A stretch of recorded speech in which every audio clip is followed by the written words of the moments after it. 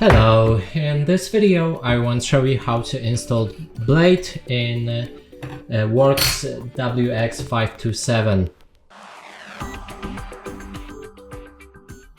To do this, first we'll need to pick up our saw blade and put it this side, so the sticker side where you have all of the information about the saw blade needs to go out on this side like this.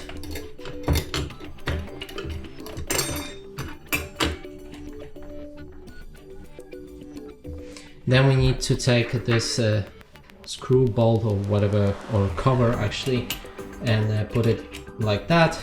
Then take the bolt and screw it in.